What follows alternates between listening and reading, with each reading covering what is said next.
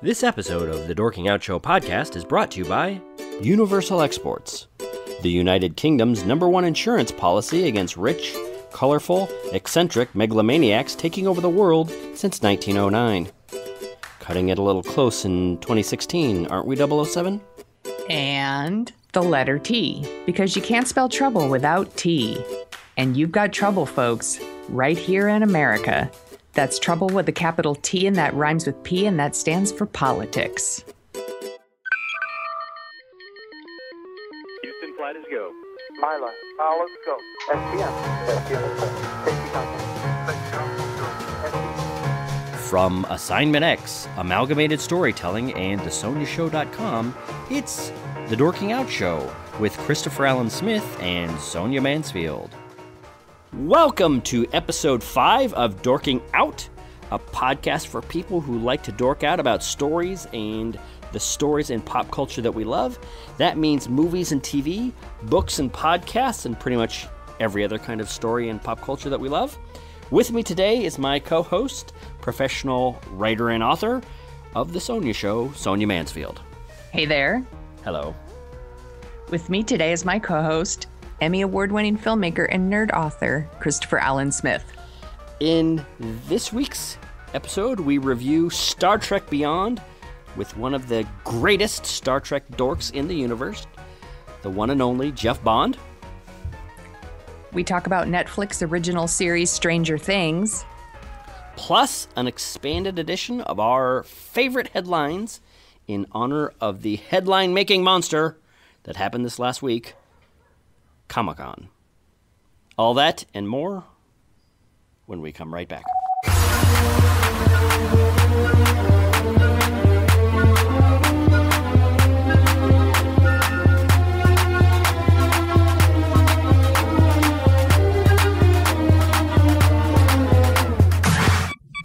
So that brings us to topic 1, our Star Trek Beyond review. Joining us today to help review Star Trek Beyond in this 50th year of all things Star Trek is one of the world's foremost Star Trek aficionados. He wrote the book Star Trek Music, helped out putting together Rhino's amazing Star Trek, the original series complete soundtrack box set, which is a wonder. He even played Dr. Leonard H. Bones McCoy on the late great Star Trek New Voyages. He can be found on Twitter at Lazy Modeler, and he is my favorite living film critic for now. All of that not in that order. Jeff Bond. Jeff, thank you for joining us to review this movie. Thank you.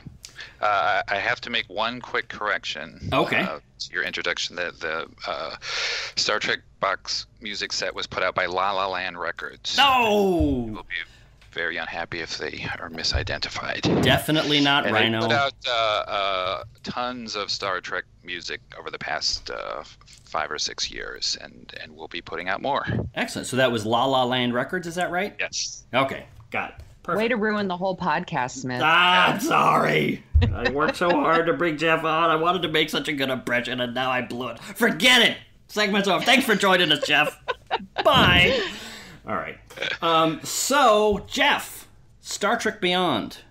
I think if you were like me, I don't know, maybe you're not.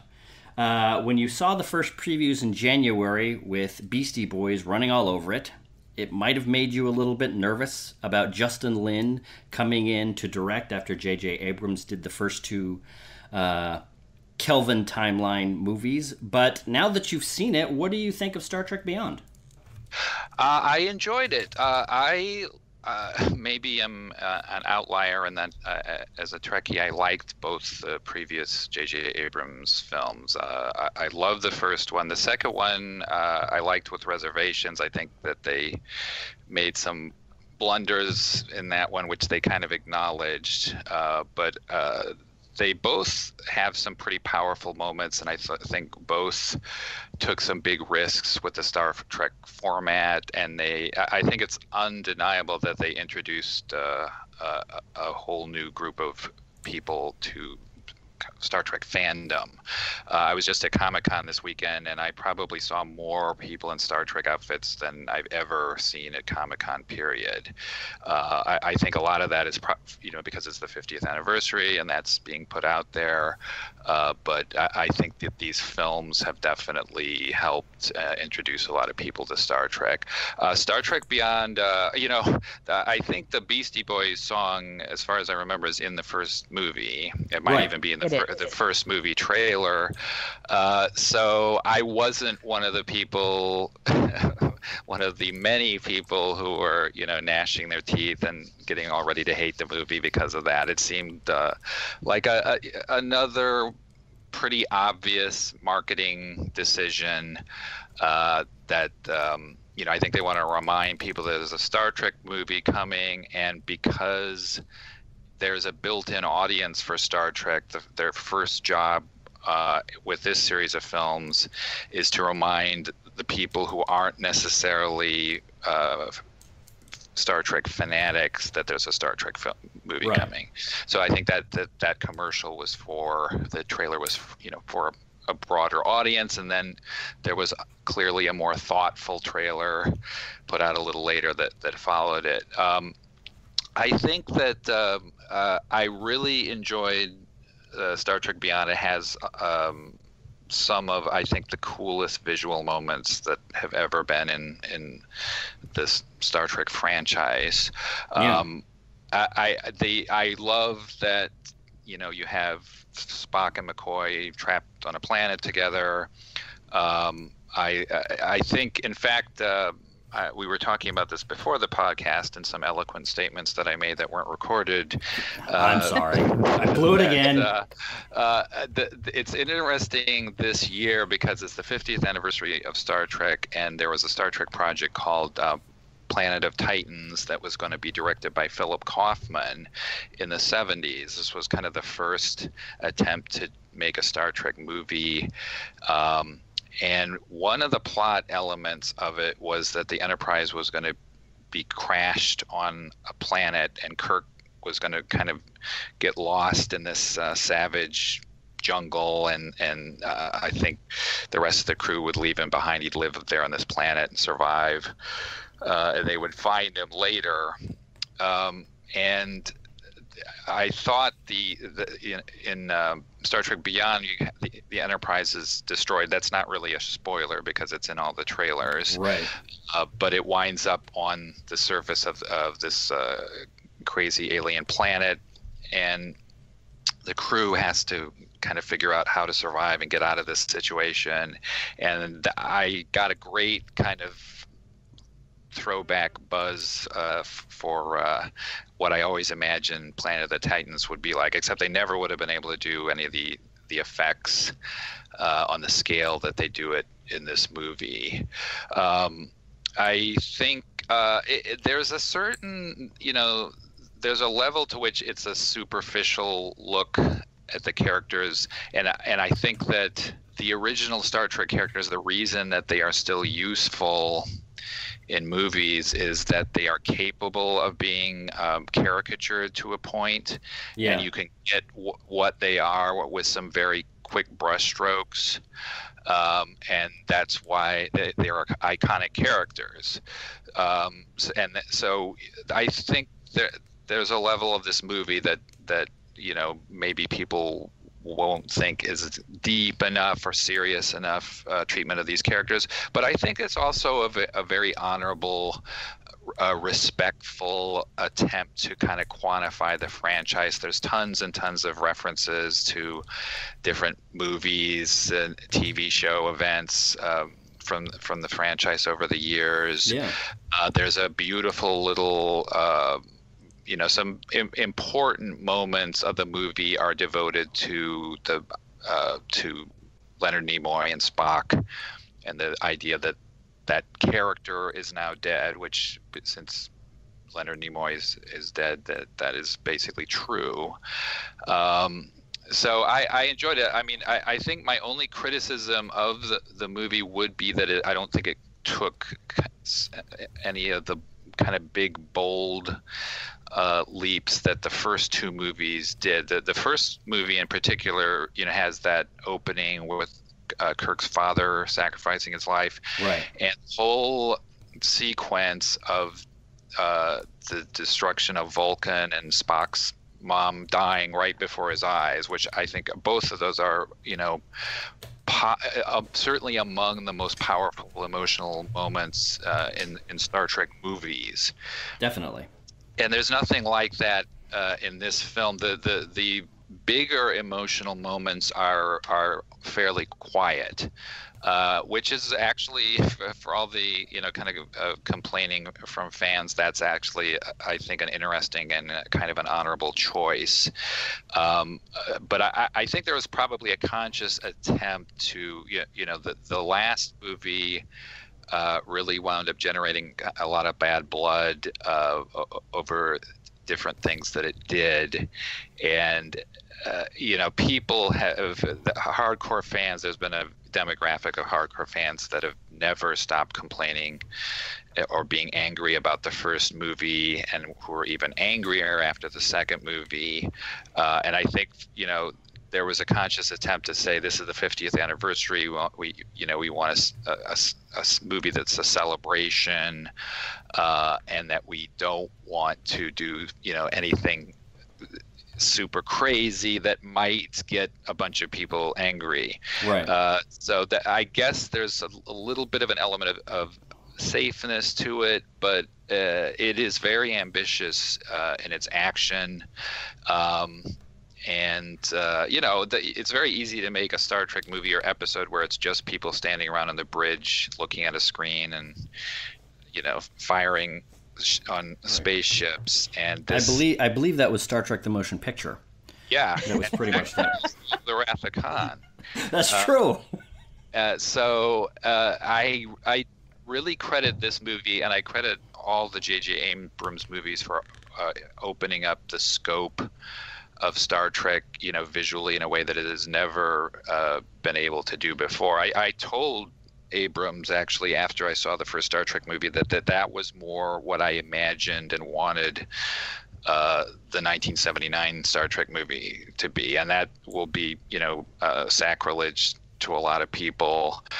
But I grew up on original Star Trek, which was always full of fist fights. It was defined as, in TV Guide, as action adventure. When it was originally broadcasted, then later they came up with the science fiction definition, and maybe that's something that Gene Roddenberry wasn't crazy about, but he was very capable of making his show be action driven and be dramatic. And I think, like, Next Generation kind of changed Star Trek into a little more, talky, thoughtful, and that's great. But I think that there's certainly room to have an action driven Star Trek, and to be able to see action on the scale of these movies is very exciting for kind of for the little kid in me. Yeah, I agree 100%.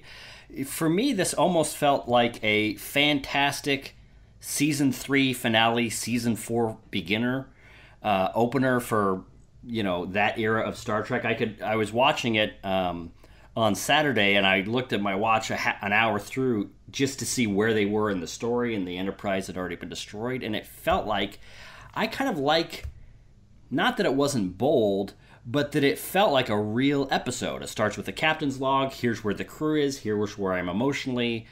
Kirk gets his orders. They go off and do this thing. Oh my God, the season finale ends with the Enterprise being destroyed. What's going to happen? And then they, I really also like the way that allowed what I think a lot of fans were afraid of, which is just the crew's going to be spread all over after they saw the teaser and the trailer with, they destroy the Enterprise again. Now we're not going to be Star Trekking anywhere. This is just going to be planet bound, whatever, which actually describes most of the 7 to 9 episodes of the original show. The crew being stranded on some planet talking to each other. You had Kirk, or you had McCoy and Spock really having a lot of nice moments. You had, Kirk and Chekhov and Scotty, finding people on the planet and talking to them and kind of knitting together their plan. It felt really like it wasn't so, oh my God, we have to save the universe from being destroyed. It felt like a really nice, almost, I was reminded in a way a little bit of the end of Captain America Civil War, where you're used to these huge comic book movies upping the stakes and upping them. But then this one, after the first two Kelvin timeline movies, almost kind of drew back a little bit. Instead of ending with, instead of upping the stakes all over the place, we're going to dial the stakes down a little bit, dial the emotion and the interpersonal connections up a little bit. And like the end of Captain America Civil War, instead of this huge monster fight or this huge monster, finale with stakes higher than you can imagine, it's smaller and, a little bit more intimate. And I just thought it was great. And I was also pleasantly surprised as a Star Trek fan who's seen every hour out there, he said, not feeling all that proud about it sometimes. But I loved all the Enterprise references. I loved, and we're not going to spoil it or anything, but it really wasn't, there's this thing going on in the Star Wars franchise now where they're kind of pretending that prequels didn't happen. They're new stuff. They're not having a lot of references to the prequels, but this one is, we're going to reference it all.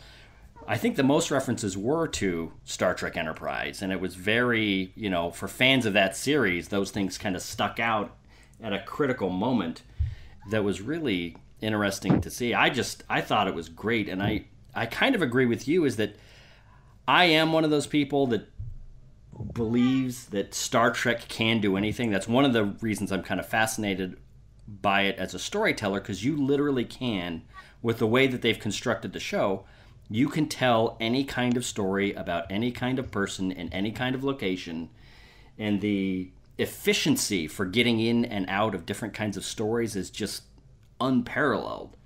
So to see them kind of be so fluid and so just satisfying with what they did, I just thought was fantastic. And I love, part of me is kind of a meta commentary on all this. I love the fact that that first trailer came out, people were nervous, and then the movie comes out, and it's like, oh, this is fantastic.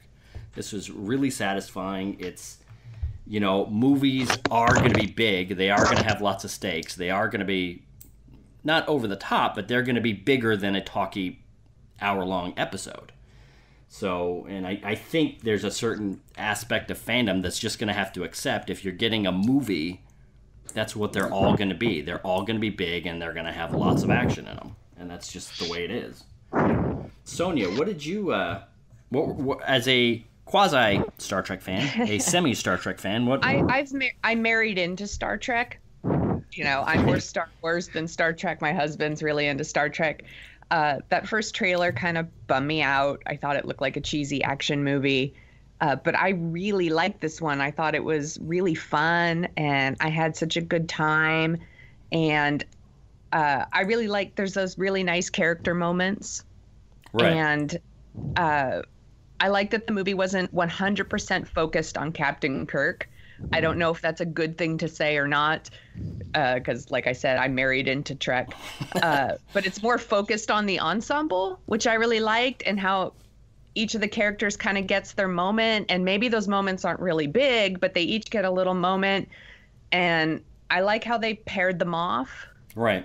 And maybe they paired them off in ways that I didn't expect them to pair them off. Yeah. Like, it seemed like, oh, they would put Kirk and Spock together, and they would put, or it was different. And I really, really liked Jayla. Yeah. I really liked her. I don't want to spoil things for people. But she's on the poster and she's in the previews. I really liked how smart she was and how tough. And I wish they would bring her back. A friend of mine said that she looks like if Gwen Stefani joined Kiss. Yeah. My friend Rain said that. Hi, Rain. I just thought she was such a great character, and I really hope that they bring her back. It kind of sounds like maybe they're not. They're like, you can join. I don't.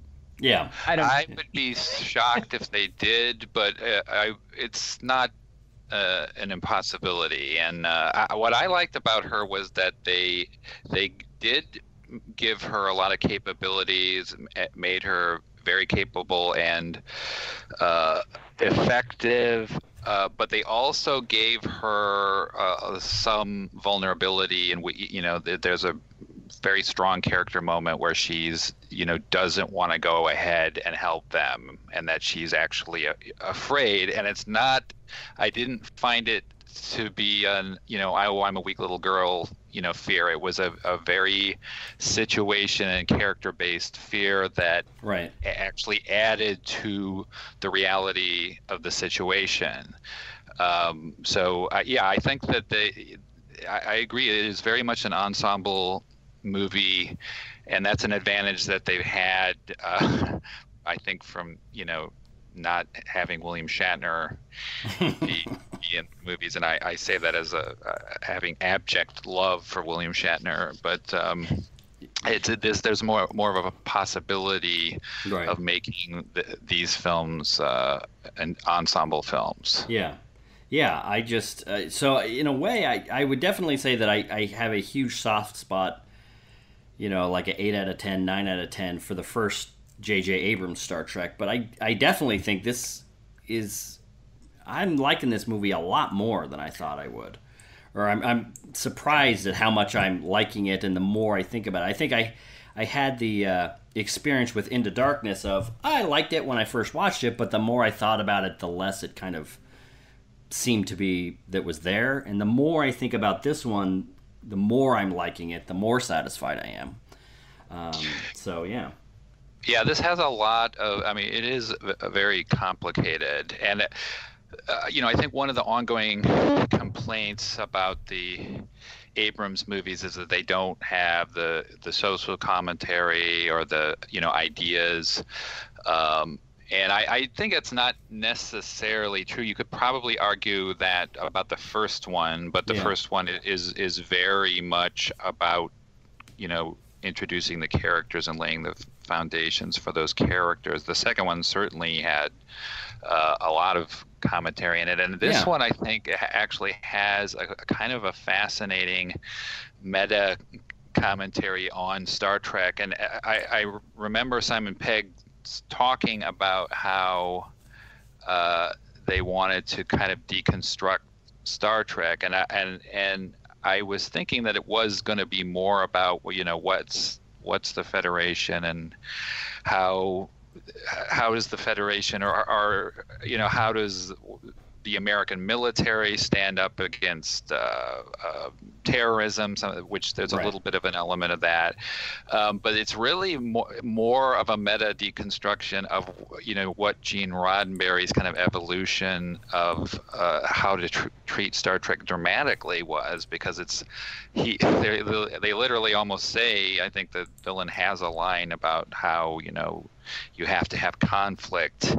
And that was a big problem with Next Generation and a lot of the later Star Trek TV shows, was that Roddenberry, after designing the characters of the original Star Trek to be in constant conflict, he decided that man was going to evolve to the point where they never had an argument anymore. Right. Which is great for mankind, but terrible for drama. There's actually a little bit of a examination of that, and that's turned into kind of a political action plot in this, which I think is kind of fascinating. Yeah. So what did you guys think of the villain? Well, the other thing that, unfortunately, I had the twist about the villain spoiled because I went to see the scoring sessions of this movie, and I saw some sequences, including this moment that happens at the end of the movie, even though that's revealed before that, but I could tell what was going on. Right. And that without being too spoilery. It reminds me of an episode that everyone hates, which is one of my favorites, which is the Omega Glory. Mm-hmm. And everyone hates that one because it's the one where Kirk makes like the speech about the Constitution at the end of it, which is really ridiculous. But what I love about that episode is that Kirk goes up against someone. And I guess this will just spoil everything. Can I spoil everything? All right. Actually, hold on. Everybody, we're going to spoil a certain moment. Close your ears. Yeah, that's right. I have something else I wanted to talk about, too, that would be spoilery. Okay. So let's go into spoilers. So now we're going to play our brain-spanking new spoiler chime. When you hear the sound of the spoiler chime, we're going to assume that you have taken the time to go watch whatever we are spoiling, so you can come back and listen to our discussion that takes place after the sound of the spoiler chime. Well, what I love about the episode of the Omega Glory is that Kirk goes up against another Starfleet captain, and in fact it's a guy who is a complete badass who can easily beat Kirk like at physical combat, which you basically never see in the series. Right. And this guy can not only beat the crap out of Kirk, but he clearly enjoys it. You see him actually grinning as he's beating the crap out of Kirk in one scene, and I've always loved that. I think it's one of the coolest villains they've ever had on the show. So that's another kind of twist in Beyond, is that this Idris Elba's character is a former Starfleet captain, right? And we don't. There's some stuff which I don't know is terribly clearly worked out about why he looks the way he does. I was wondering if you guys. It is sort of. They do give some. They certainly explain that that's why he's still alive. Right. And I guess the assumption is maybe that maybe this planet itself has just attracted all kinds of alien technology, and that they stumbled on something like that. But I like that. I wish they could have done more with that, because obviously they didn't want, they wanted to save that as their big reveal. So there's a little bit less of actually dealing with him as what he is than I would have liked. I would have liked a little bit more of that, but I can sort of understand why they didn't do that. Yeah, exactly. Yeah. So, Sonia, you wanted to add something to the spoiler section of our review? Well, let me just say about Idris Elba first. I think it's crazy that they got one of the most handsome men in the galaxy and they just cover him in like 5 hours with the makeup. That's true. I'm like, what a waste. But right. I don't know. He was just another villain that's like, I hate the Federation. And I feel like all of them have been that way. Am I remembering correctly? That a lot of the villains are kind of that way. Definitely these three, and I think most of the other movies. It did remind me a little bit of Insurrection too, which is not a great one. Oh, that's right. I haven't heard anyone compare this movie to that one, but I'm sure some people will. But this one blows that one away in a lot of other ways. But those are the only two Star Trek movies that do not go back to Earth, in Insurrection and Beyond. Right. Well, right. His motivation doesn't ruin the movie for me. I really, really enjoyed this movie, and probably would. I find this one more. I would be more likely to go back to it, as opposed to the other ones. My little spoiler moment was the sabotage moment in the movie. Right. Because I felt like this was another example of the trailers kind of ruined that moment. Yeah, that's true. Because it would have been, because earlier in the movie they play Fight the Power. Right. And I like it when she's like, it's a lot of yelling and loud music. I thought that was funny. Yeah. And then they kind of lay the groundwork that they're going to play the music. And I thought they were going to play Fight the Power, but they don't. They play Sabotage. If they hadn't played Sabotage in the preview, it would have been a really nice callback. Yeah. To the first movie. Like, he would have been like, nice choice. And we'd be like, I get that, because that's from the first movie, But instead, like, it was already in the preview, and I was like, this is another example of trailers ruining everything. Like what could have been a really cool moment. Yeah. By the way, I really like the Beastie Boys, and they are welcome to play Beastie Boys in all movies, and that would make me happy. As classical music, of course. Yeah, I think, that was another thing where, Star Trek fans are pretty square. I am, and I'm not a big Beastie Boys fan, but I thought that this was... I thought they used it just enough. I literally was worried it was going to turn into a musical montage, right. And which it was this close to. But it was just enough to establish what they were doing, have it be funny and effective, but not be pandering to we got to play a song for regular people here. Yeah. Right. And I like when they came back to the bridge, and it's like Chekhov is like tapping his foot right to the music and stuff. It was just like a nice little moment. Yeah. That made it just a little bit cooler. Yeah, I think that it was done exactly right. Excellent. So, Jeff, real quick before we get out of here, I would be remiss if I did not ask you on your thoughts on all the news that came out this weekend about Star Trek Discovery. What are your impressions? What are your hopes? What do you think of the ship? I don't know how much news came out other than them showing this ship coming out that half the people are outraged about. I mentioned Planet of the Titans before, and I think Brian Fuller already acknowledged that this ship design is an homage to Ralph McQuarrie's ship design from Planet of the Titans, which I think is a brilliant idea, and a lot of people I think are fascinated by that, and then the other people are, well, no, I want a ship that looks cooler than this. And I don't know what else we know about this. This is my feeling about what the show has to be, though, is right now we are in peak television, and the original Star Trek, I think, probably was the only TV series in the franchise that was part of, peak television at the time. It was a cutting-edge show that could compete in terms of drama and acting with any TV program that was on the air at the time, and it was nominated for an Emmy for Best Dramatic Series the first season that it launched. Right. That never happened with any of the other television shows, and particularly as they went on. And I know that there are fans of Enterprise, but I would point to Enterprise as the biggest example of this. The TV shows were not operating on the level of the best dramatic TV shows that were on when they were running. And now we have, 13 episode shows that are just mind-blowingly great. We have, we've had Breaking Bad and Mad Men. We have Better Call Saul, and we have all these shows on Netflix. And now this show has to compete with those shows. And I know that it is going to be a 13 episode arc, which I think is great.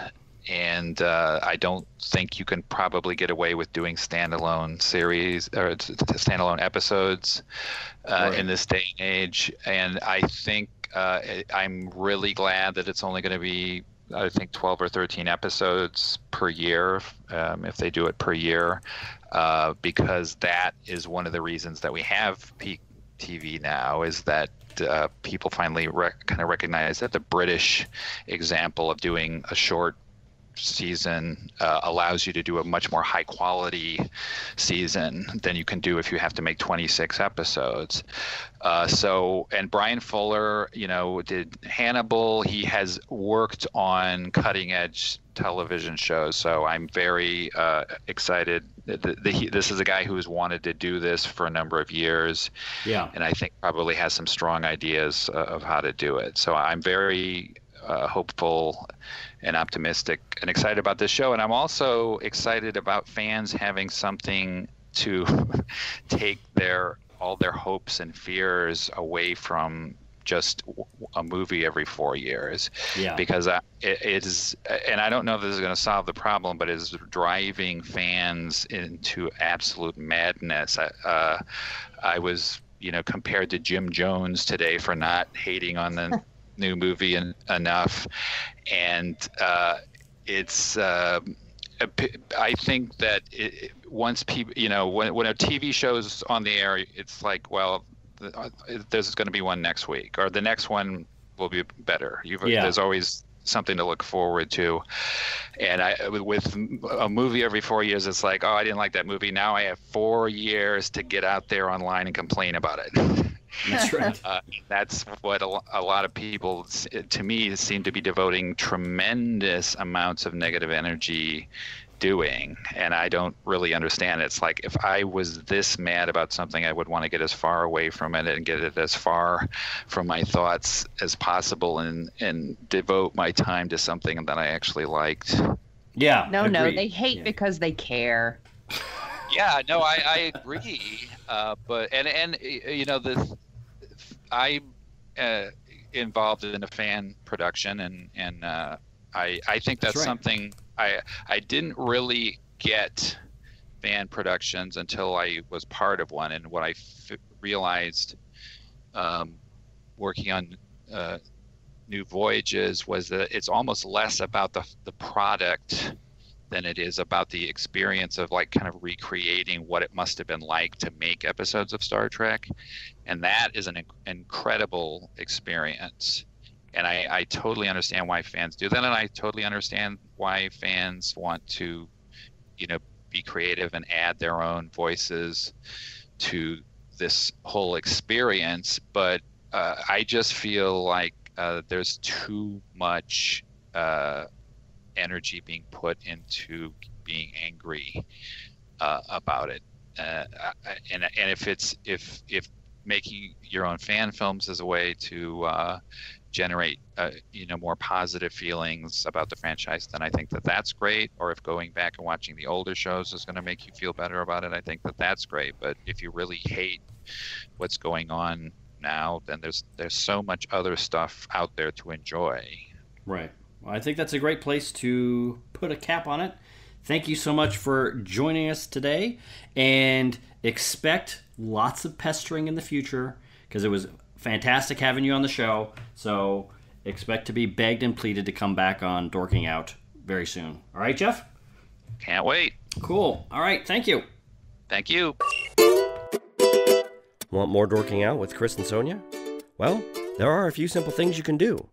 Share this program with a friend. We're assuming you have friends. It's easy. Just go to dorkingoutshow.com and you'll find our podcast links, our SoundCloud account, our YouTube links, our Facebook links, our Twitter links, our Tumblr links, and all our other links. And links. Grab one of those links and get to sharing. The more people listen, the more we make. Make all your friends envious with the cool podcasting choices you've made as a modern trendsetter. Our audience research shows the Dorking Out Show podcast audience is the smartest, most attractive, least prone to baseless flattery in the entire podcasting world. So get those links and get to sharing. Now, on with the show.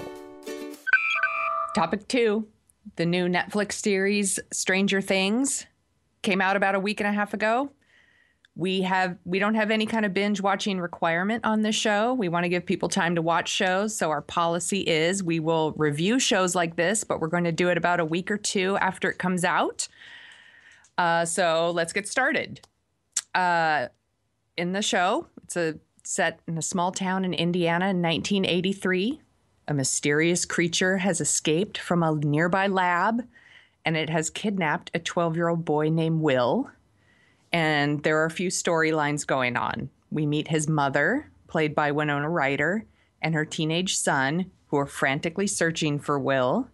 We meet the town sheriff, who's lost a young daughter himself and is leading the investigation into Will's disappearance. And we meet Will's friends, a group of D&D dorks, who start looking for Will and instead find a young girl named Eleven who's escaped from the lab, a nearby evil laboratory, a secret laboratory. And meanwhile, a team from the secret laboratory led by Matthew Modine, is also looking for the creature and Eleven. So I really like the show. I've watched 5 episodes, and Stranger Things reminds me of a lot of other things, but they're all things I really like. Yeah. So therefore, I like Stranger Things.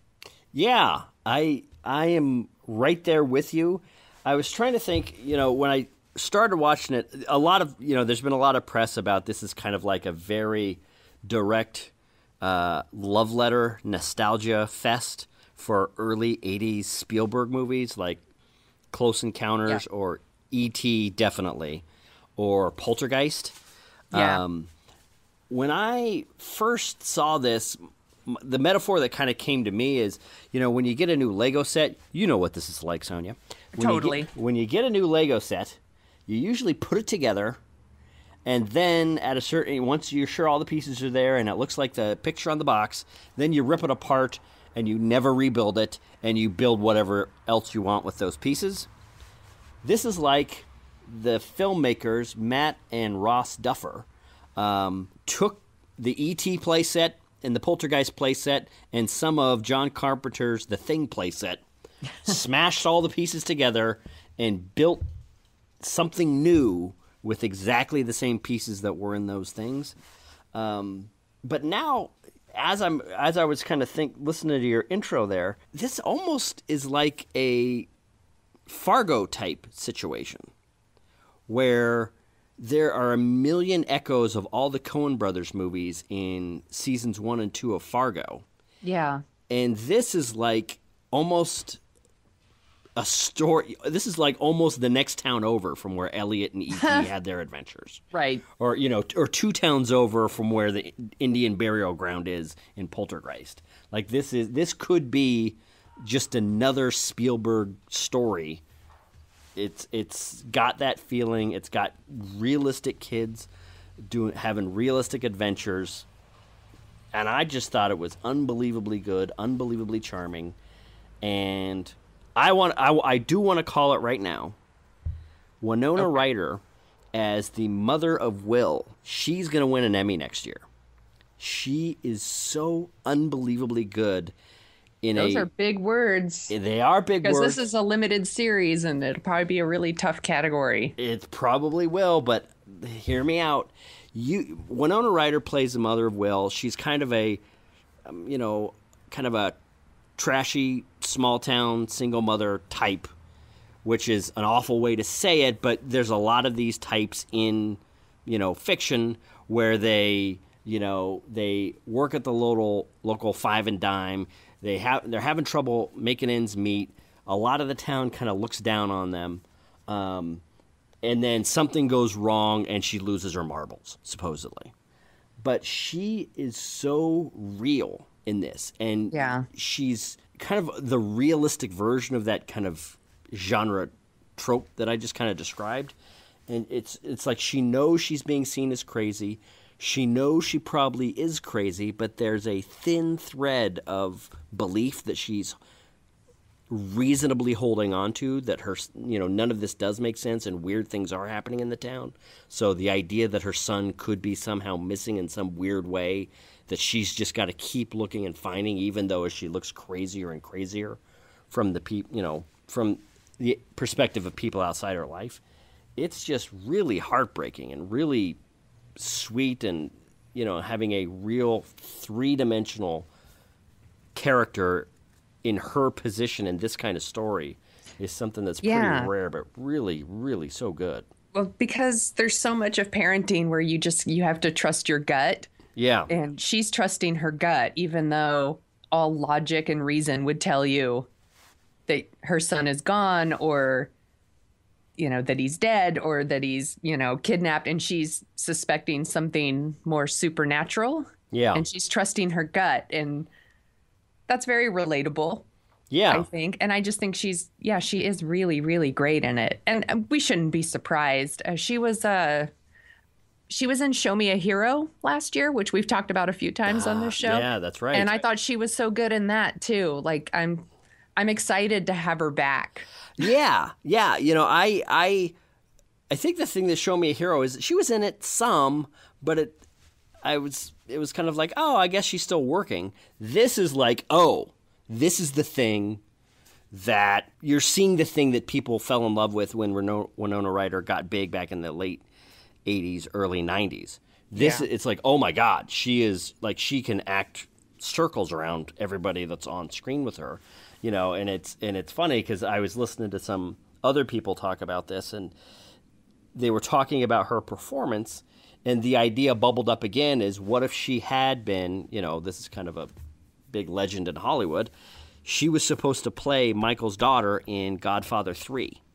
Right. And what if you were to take out Sofia Coppola and put in Winona Ryder into that same spot, how that movie would have changed by leaps and bounds, how it would have been so much better.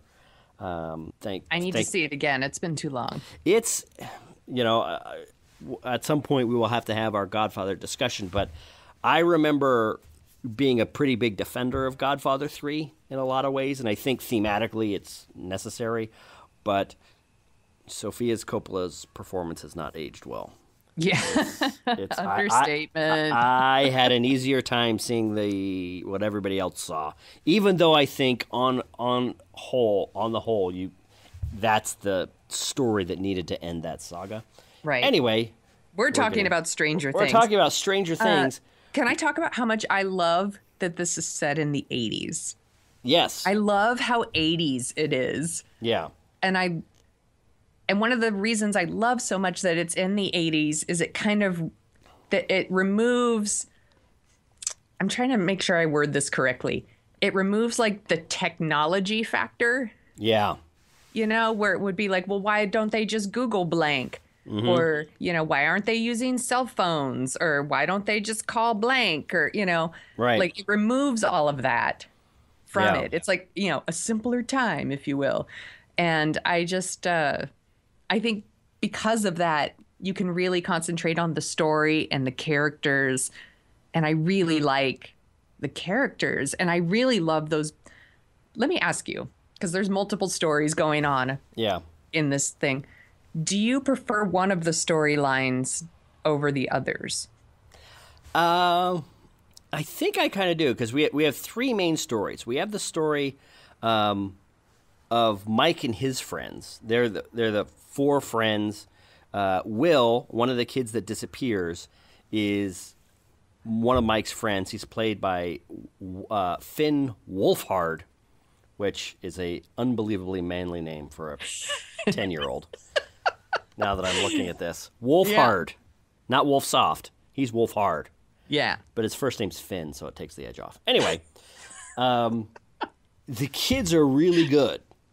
And I like the dynamics of the kids being real kids. They're friendly and they're smart, but they're also kind of naive, and they don't know a whole lot, and they're trying to work through, you know, not disagreements about whose house we're going to sleep over tonight, but, you know, disagreements about how long do you keep searching for your friend when you think they might be dead, or and to see real childhood friendships kind of worked like that is really good. Then we have the sheriff, played by David Harbour, who is fantastic. Yes. I think we're going to talk about him possibly in the next couple of weeks. I think he's in the new Suicide Squad movie. Oh, awesome. And then you have Winona Ryder and her whole story playing Mike's mom, or Will's mom, who is, as we said, is kind of going crazy. I really like the boys. I really like the kids because you know. Well, there's also Will's teenage brother and Mike's teenage sister, who are also you know, kind of got their own separate storyline going on. You like the boys. I like the kids because, you know, no sooner has Will disappeared than 11 shows up and becomes part of the little group of kids. Yeah. In a very E.T. fashion, Mike is hiding this girl in his basement, which is not at all and exactly how that sounds. There's a lot of overt E.T. references. Yeah. when he's kind of showing her around the house, and then he's going off to school and coming back, and what has she done while he's been gone, and all this stuff. What storyline do you like the most, do you think? Well, I really like them all, but I also probably really like the boys the most. And I was asking because, you know, when I go on Twitter and you look up like what people are saying about Stranger Things, and I see this really big divide where it's people who either like really like the storyline with like the sheriff and the lab and all of that, and think the boys are kind of annoying. And then there's like the people who love the boys and want more of the boys and less of everybody else. And I just thought it was so interesting that there was this kind of divide. You know, I really enjoy all the storylines, and I think we need to concentrate on each one of those, and that makes you appreciate them. And definitely, if any of them were even bigger, I think maybe I wouldn't like them as much. But I really like the boys as well, and I think probably for the reasons I said, like it reminds me of Poltergeist, it reminds me of E.T., it reminds me of Stand By Me, it reminds me of Goonies, it reminds me of Firestarter, which all reminds which reminds me of Super 8, which reminded me of all of those. Right, exactly. I mean, which is not, you know, you just listed off all of them. I forgot. Yeah, were some Firestarter references in episode 5, which is as far as I've gotten. There is definitely some Stand By Me references. And yeah, you know, that's interesting because, you know, we talk a lot about or think a lot about stories on the show, and I don't think, you know, and you have these people, they kind of bubbled out in the Lost fandom, and they seem to kind of bubble out in a lot of fandoms where there's some mystery, and unless you're spending time on the mystery and solving the mystery and giving me more clues about the mystery, you're wasting time. Right. Which I think is just crazy, and especially for this movie that is such an obvious, direct, overt, and loving, and well-executed love letter to the Spielberg-Amblin movies of the 80s. If you're complaining about a bunch of kids riding around on BMX bikes and having adventures, this is get the hell out. Right. This is you shouldn't be here anyway. If you think this story is about, you know, Matthew Modine and the lab, it is a little bit, but it's about the kids. Get over it. Stranger Things does very well something we talked about last week when we talked about Ghostbusters, which was taking something familiar but giving us something new. And I think it's almost like, you know, with Ghostbusters, it was like a reboot, and it's like, but they gave us so much of what we already knew. And we're like, yes, there's Slimer. Yes, you know, there's the hearse, blah, blah. Like, there's the firehouse, whatever. Like, we don't care. Yeah. Like, Stranger Things takes a lot of things that we recognize, where I'm like, yes, that's from E.T. Yes, that's from Stand By Me. But it does it so well and still gives you so much new stuff on top of all of it that it's okay. And it's so lovingly done. Yeah. With care. Yeah, you know, and that's the thing. And this is, you know, it's funny. If they had called this Poltergeist and it was just a rebooted show of Poltergeist, this is kind of like Fargo is not a reboot of Fargo, but kind of an added-on universe, you know, added-on story in the universe of Fargo. Nutty is that, you know, the Fargo cinematic universe. Anyway, which is funny because you laugh at it, but that's definitely a thing. But it is a thing now. That universe really consists of one movie and two 10-hour shows. No one ever talks about the Hudsucker Proxy cinematic universe. I love that movie like crazy. Don't get me going on the Hudsucker Proxy, because that is the greatest modern Frank Capra / Jimmy Stewart movie ever. It just happens to be starring Tim Robbins and directed by the Coen brothers, but it's like a Lost Camper movie. Anyway, got me distracted again, Mansfield. Back on task.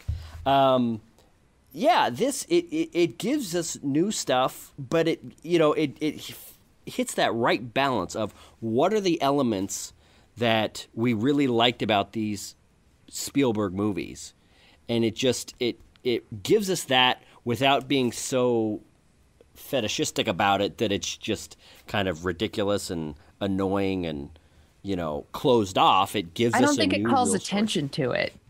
I think it does a little bit, but in a really good way. And maybe it's just because I'm so familiar with those movies that it feels like it's calling attention to it, and it's not. And I agree with you that that it's coming from the 80s, which is funny because I remember watching those movies when they were contemporary and looking at like watching, for example, Mr. Smith Goes to Washington or It's a Wonderful Life, and thinking, wow, the 40s were so quaint. They were so long ago. And there's about as much time between the 40s and the 80s when this movie comes out as there is now between current day and the 80s. So, so there is this weird thing, and get ready, kids, because this is going to happen to you. Chris is going to tell you your future right now. There's going to come a time when you look back at right now and think, man, that was so long ago and quaint. Look at how old and slow and boring and sweet and innocent things were back in the 2016s. We were so cute with our Pokemon Go. We were so remember, you're not gonna believe how quaint that's gonna look, even though right now it feels so modern. Anyway, assuming we're not living in some post-Trump hellscape of burned out America. Right, driving across the desert, all Mad Max Fury Road style. That's right. Witness me! So cool. I voted shiny. for Gary Johnson. No, sorry. Anyway, so yeah. On that note, go see Stranger Things. Get Netflix. See Stranger Things. It is sweet. It is really good. We're not spoiling it. It's just a great tone, a great storytelling pace, just pitch perfect in almost every way. It's very enjoyable. It's even got a great soundtrack. It's got a fantastic soundtrack, actually. It reminds me kind of Blade Runner. Yeah. Did it remind you of Blade Runner? Yes and no. It reminded me of a lot of those 80 synth-based soundtracks, but in a good way. Yeah. Like usually, like I don't know if some people say John Carpenter movies too. Yes, there's definitely something that it is not like a. I think you and I watched Lady Hawk at one point. Do you remember Lady Hawk? Yeah. That was with Michelle Pfeiffer and Matthew Broderick. It was like some knights in armor movie, but it had. It had a super modern soundtrack. It had a super modern synthy 80s soundtrack that was so distracting. So weird. See, we watched it again in the 90s and looked at each other. It was like, God, this soundtrack is just whatever. I can't even imagine what that soundtrack's like. That's got to sound like the Bee Gees. Oh my God, we need to watch Lady Hawk. No, we don't. Yes, we do. There's already so much good stuff that we need to watch. For example, the last 3 episodes of Stranger Things. Do you have anything else that you would like to say about Stranger Things? I will say that episode 2 of Stranger Things ends with the Bangles' Hazy Shade of Winter, and I thought that was a little weird because that song didn't come out till 87 and the show's set in 83. Just saying. I'm such an 80s music nerd that you can't get a song from 87 past me when it's supposed to be 83. But still, if there's any way you can, please try to enjoy. Add Stranger Things to your queue. You won't be sorry. If it's at all possible, please try to enjoy it. Despite that huge marring glare. Yeah, it seems like a really big mistake to me. Oh, it's huge. Pineapple princess, he calls me pineapple princess all day as he plays ukulele on the hill above the bay. Pineapple princess, I love you, you're the sweetest girl I've seen. Someday I'm gonna marry and you'll be my pineapple queen. That brings us to topic 3, which is an expanded edition of our favorite headlines of the week. Let's call this the Comic-Con edition, even though some of the stuff that we're talking about didn't really have anything to do with Comic-Con. First up are the first sweet, sweet details of Star Trek Discovery. We teased this a little bit in our discussion with Jeff, but Brian Fuller, the executive producer of Star Trek Discovery, the new Star Trek show coming out in 2017, was on a panel at Comic-Con where he revealed that this Star Trek show is not going to be episodic. It is going to be more along the lines of modern kind of TV filmmaking. We've talked about Fargo a little bit, where it's going to kind of tell one story in a novelistic form over, I believe, 10 episodes. I can't remember. Oh, that makes me so much more excited for it. It does. It makes me excited for it too. It's also not an Enterprise ship. It is about the USS Discovery, NCC 1031, I think is what it is. I will take your word for it. He has also revealed that, much to the warm hearts of fans everywhere, this is not set in the Kelvin timeline of the modern J.J. Abrams movies, but is set in the quote-unquote prime timeline of all of the other Star Trek shows and movies.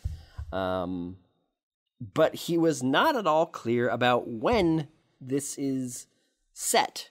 It's not clear if it's set before the original series, between the original series and the Next Generation, after the Next Generation.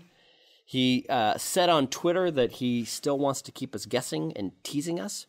But there was a little teaser released at Comic-Con and online, and we will have a link in the show notes for you, of Star Trek Discovery, where they showed off the ship, which is actually seems to be very closely based on a Ralph McQuarrie design. He's famous for designing a lot of the ships and doing a lot of the concept art for the first couple of Star Wars movies. But he worked on a project called Star Trek Planet of the Titans a million years ago. That was supposed to be the first Star Trek movie. And this ship is based on his concept for the Enterprise, which, for my money, is one of the ugliest starships. Oh, why do you think it's so ugly? I don't know. It just looks so... It looks like it was just honed. It's like very straight lines and like triangles and circles. And it looks like it was put together, like when you do like construction projects with your kids, like in preschool. Like, here's a couple of tubes from Are you talking? Yeah. Or maybe you're talking more about the special effects than the actual look at the ship. No, I'm definitely talking about the look of the ship. The special effects, it's CGI stuff, which is fine. It's going to look better. It's maybe probably pretty rough, right? Yeah, it's pretty rough. It's a teaser. It's just, it looks very. Well, part of it is, it's funny. My son was asking me about this last week. We were talking about, as dorks do, we were dorking out about our favorite starships. And he was asking me, what's your favorite? And my favorite is the sleek Enterprise from the first 6 Star Trek movies. The refitted Constitution class, Captain Kirk's movie Enterprise. This might be the dorkiest we've ever been on Dorking Out. Thing of beauty. It is slick. It holds the promise of exploring strange new worlds. It looks fast, standing still. It's like everything a great car is, but it's a spaceship with Captain Kirk captaining it. It's perfect. And you think the Star Trek Discovery ship is like a Pinto? Exactly. Yeah, you know what? That is perfect. It's like, what it is, it should be the USS Ford Aztec. That's what it should be. Because it is just inexplicably ugly. Now, that being said, it doesn't really... I am not one of these Star Trek fan haters that just like, oh, this looks dumb, this looks awful, this looks cheap. This whole thing's gonna suck. It could be great. Supposedly, one of the other producers for Star Trek Discovery tweeted out yesterday, when some of the fan reaction was not enthusiastic about this ship, that they were going to they could develop the ship. This is not a final concept. This is not the final version of the ship, so it could change pretty decisively.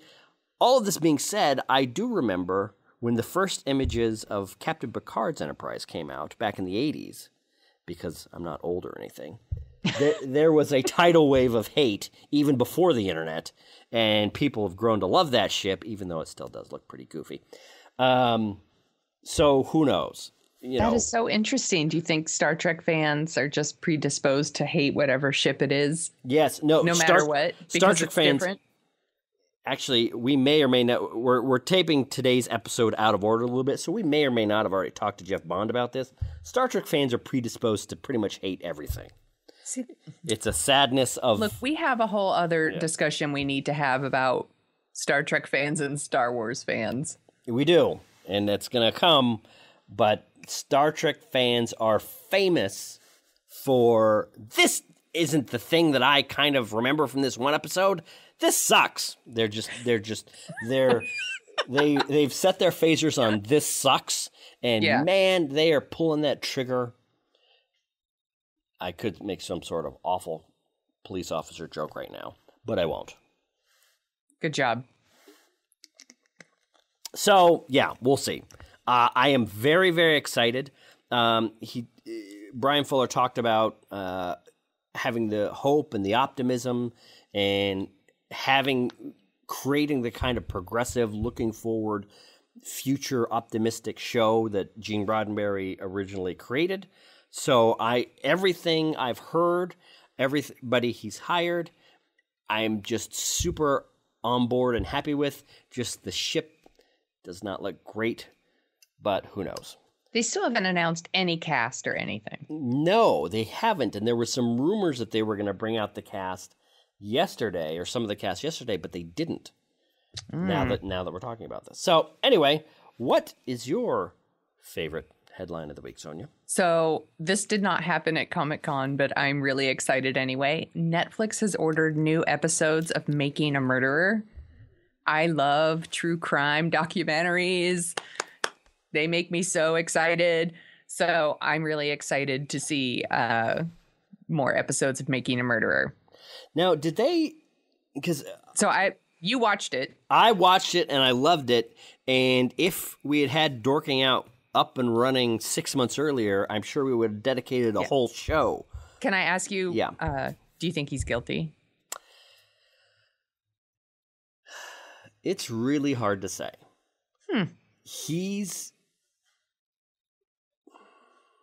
Anybody that gets you're being very thoughtful. Well, here's the thing: is I'm sure the police in that town are as corrupt, as cops get. Yep. They were obviously headed in for this guy, but he has done some stuff with cats and has done some stuff that legitimately, he was not framed for. And so this is a troubled dude. You want to know what I think? Hold on for a second. Okay. Actually, you know what? Yeah. Tell me what you think. I think he did it. You think he did it? I think he did it, and I think the cops wanted to shore up their case. Maybe. And they were framing a dude who did it. See, I don't think that they'd need to frame him, though, if he really did it, because and for those of you who have not watched Making a Murderer, go watch it and then come back to us right now. We'll wait. We'll wait. Actually, we're going to play a sound. After the sound of this that you're going to hear, go watch it and then come back.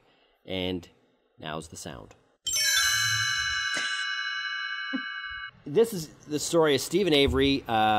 He went away for a rape that he definitely did not commit, got exonerated, got let out. A couple years later, he was suing the crap out of everyone in that town, and then supposedly murdered somebody.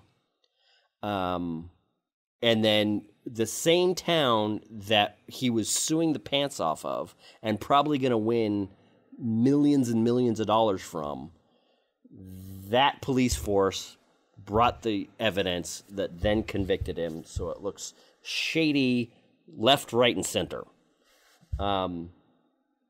So yeah, here's the thing, is a lot of people are saying this is why I'm torn, is a lot of people are saying, well, it doesn't look good. How, it's weird that the last place this girl was seen was at Stephen Avery's place. Right. What are the chances of that if he didn't have anything to do with it? Blah, blah, blah, blah, blah. But this is something that people don't like to talk about. And, the problem with cops has come out a lot around the nation. Or I shouldn't say the problems with cops, kind of the drawbacks of cops. And certain people on the police force have come out in recent years. They have one of the toughest jobs in society, but like any industry, there's a subset of that industry that is the bad apples, the bad practicers that make it tough for everyone else. And we know from history that when cops go bad, they can do some amazing stuff. They can, a lot of the African Americans in the Deep South were murdered by cops. Right. And for me, people are being murdered by cops now. Well, exactly. Not the South. Yeah, exactly. But those are kind of on-duty things, and a lot of times it doesn't look good. But there's some questions about whether or not they were deploying force. When I talk about the murders in the Deep South, and I'm going to liken it to Stephen Avery here in a second, I'm talking about straight out cops taking their badge off, hunting someone down that they know personally or have a personal animus with, and murdering them, and using their cop tactics and their cop abilities and their cop connections to literally get away with murder. Now, the thing is, Stephen Avery was suing this town and suing personally several members of this police force, several of which found evidence in the Teresa Halbach case. And, a lot of defenders of cops will say, well, say what you want about cops, but, how are they going to find this evidence if it wasn't there and blah, blah, blah. All it takes is for cops, because she was murdered around the time all these cops were getting deposed.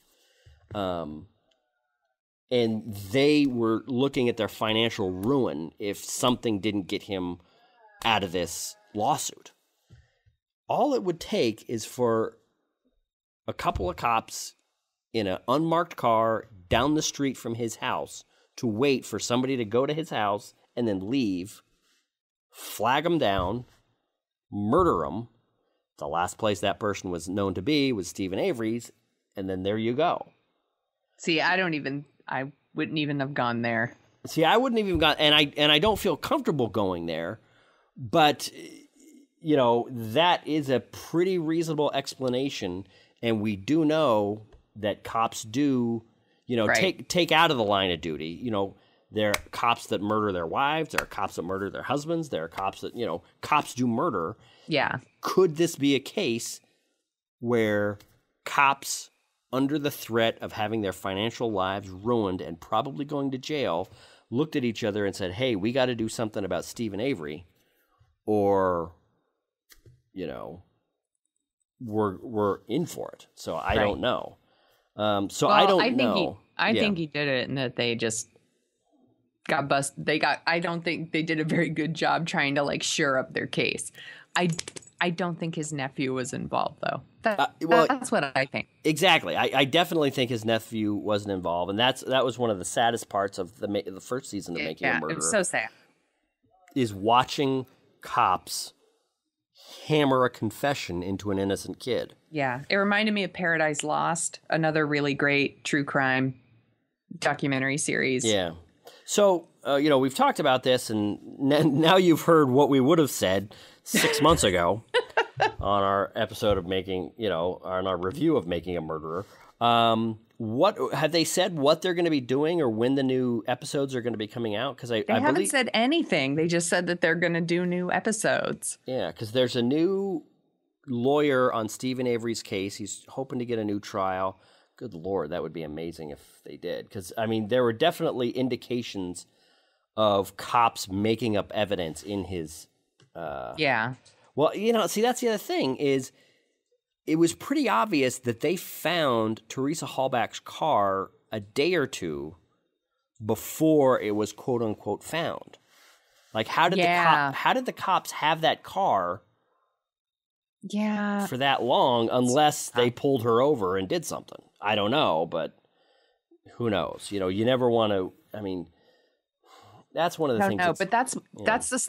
See, this is why I find true crime documentaries like this so interesting. Yeah. There's so much to think about. I really like The Jinx. Oh, that came out last year too, and I love listening to Serial, and it's good stuff. Yeah. It's good stuff. By the way, murders aren't good stuff. But these No, shows you said it. I heard you say it, Sonia. You like murder. I love murder. No. I knew it. Does your husband know this? Actually, I haven't heard from David for quite a while. Yeah. Is he there now? Unquote, he's traveling for work. Oh, really? Interesting. Does his employer know he's traveling for work, Sonia? No comment. I want to speak to my lawyer. All right. So you had an interesting story that you flagged for us to talk about. Alien 5 is really the new Alien 3. Talk to me about this. I'm like, I love this story. So the man who did District 9. Yes, thank you. And Chappie. Is making a new Alien movie. Now, this movie's kind of on hold while Ridley Scott tries to make us all like Prometheus movies. But then when those are done, they're going to do this one. And this one I'm really excited about because it's basically going to pretend that Alien 3 and Alien 4 never happened. And so it's going to be Alien 5, but it would really be Alien 3. And it's going to pick up like after Alien 2, Aliens. And I believe in this. Newt is still like, she's alive. She's an adult. And maybe kind of like takes on like, you know, takes over for Sigourney Weaver. That would be interesting. You know, that's because, and I flagged this story and shared it with you because we've talked about this before. I know that Alien 3 is like something that you really, really hate, and that it kind of ruins Aliens for you, which I think is one of the best action movies ever made. Oh, definitely. Yeah.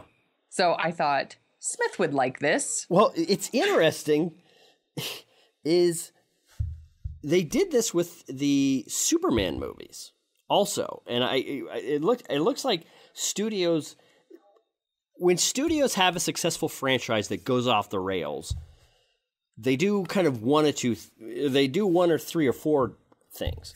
One, they reboot it, like Batman Begins. Two, they do a Jurassic Park style reboot or a Force Awakens style reboot, which I think we called a revival, which is technically it's a sequel, but it's waited a while since the last one, so it's almost like its own reboot, even though it's a sequel and it references back previous movies. Then there's the sequel redo, like the retry, or maybe that's what it is. This is the sequel mulligan, where there was Superman 1, Superman 2, Superman 3, Superman 4, and then in the early 2000s, Warner Brothers was trying to start its own cinematic universe, and what they were going to do is they were going to do Superman Returns, which would ignore Superman 2 and 3, or I'm sorry, ignore Superman 3 and 4, and be a sequel to Superman 2. And then eventually the plans were Christian Bale's Batman would team up with Brandon Routh's Superman, and then they were going to have some sort of Batman versus Superman 10 years ago. Superman Returns didn't do all that well, so that plan kind of got shelved. So that's a kind of an example of a studio that has skipped over a couple of movies and just pretended like they don't exist. Alien 3 and Alien 4 are kind of famously derided. So it's interesting that Fox is choosing to go this route. My question to you is, do you think they're going to do it? Do you think Alien 5 with Newt and Hicks will ever make it out? I don't know, but I really hope so, because I would love to see it. I would. And here's the thing, is if you had come to me and said, hey, the guy that made District 9 is going to make an Alien movie, I would be, oh, that is really sweet. Yeah. But then if you were to come to me and say, the guy that made Chappie and Elysium is going to make an Alien movie, it would be like, well, you know what? Let me think about that. Maybe he should start with a Predator movie. That's right. So, which now that I think about it, they're making another Predator movie, even though they tried to make a prequel or a sequel to the Predator movies like 3 years ago with Adrian Brody. Now that that's right. They've made another Predator movie. That now that I'm thinking about it, I didn't see. I have no idea if that's any good or anything. I never saw it either. Wow. I have no idea. This really bodes well for my interest in Alien 5. Which is really the new Alien 3. Alternate Alien 3. Yes. I wonder who... Oh, I was just going to say, well, okay, so they were going to get the director of District 9 for it, but for a second I thought, I wonder if they could get David Fincher to come back and give him another shot at Alien 3. That would be the dream. All right. So... Do you have another headline you want to pick? No, I think I'm good because... Later this week, friends, we are going to have a first-of-the-kind Dorking Out special bulletin with reactions to a ton of Comic-Con trailers just for you. Usually special bulletins are not teased like this, but what are you going to do? Get ready. Look in your feed. Later this week, we're going to be talking about a lot of nerd stuff, all the several, I think there's some Marvel stuff. There's several DC trailers that came out there. There's a lot of stuff. So look some good to that. TV stuff. Pretty exciting. Some good TV stuff. We shall see. Actually, yeah. I am not super excited for the X-Men television series, but the guy that's doing Fargo is doing it, so now I'm not so sure about my skepticism. That is so interesting that you said that because I'm totally excited for that show. I think what it is I think the X-Men movies have hit a balance where they're roughly 50-50 of good to bad movies. And I'm not sure. I'm really it's like I could give or take X-Men at this point. There was a time when they were the gold standard of comic book movies, and that time was 2003, I guess. But it's 2016. We're all about to go over the edge in this national nightmare of an election, so I am not thinking about X-Men movies right now. Well, we'll talk about that trailer in our special bulletin, but I have lots of thoughts and feelings about it. So, is there anything else that you would like to say to our listeners at home, Sonia Mansfield? Nope. How about just goodbye? Goodbye!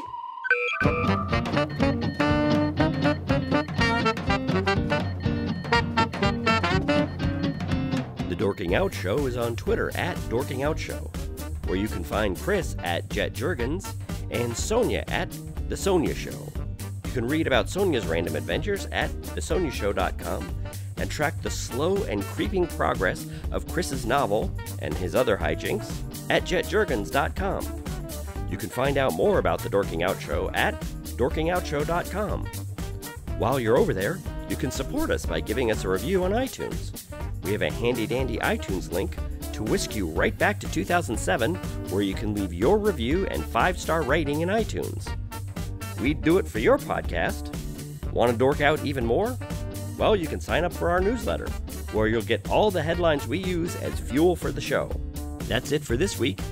Thanks for listening.